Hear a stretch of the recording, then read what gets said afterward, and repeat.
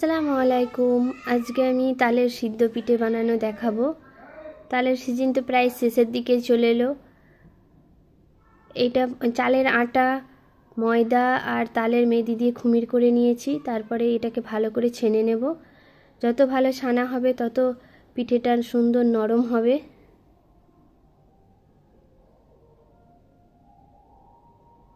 এখানে চিনি, এলাচ আর নারকেল দিয়ে ছাই মেরে নিয়েছি। আটা ছানাটিকে পিঠের মতো পরিমাণে একটা একটা করে কেটে নেব।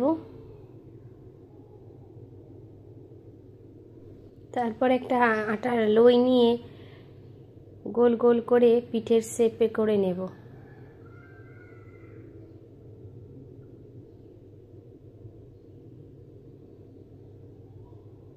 ওতে নারকেল দিয়ে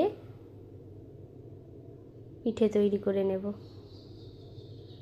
আমি বাড়িতে যেমন পেরেছি সেরকম ডিজাইন করেছি, তোমরা তোমাদের মতন ডিজাইন করে নিবে।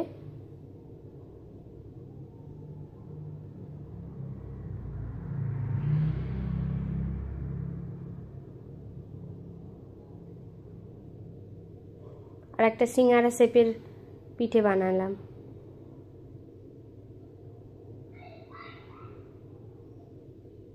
এমন করে যতগুলো লই কেটে রেখেছিলাম প্রত্যেকটাকেই একটা একটা করে শেপ দিয়ে পিঠে তৈরি করে নেব। তারপর একটা পিঠে সিদ্ধ করার ঝাঁঝরি নিয়ে তাতে তেল মাখিয়ে সমস্ত পিঠেগুলোকে তুলে দেব।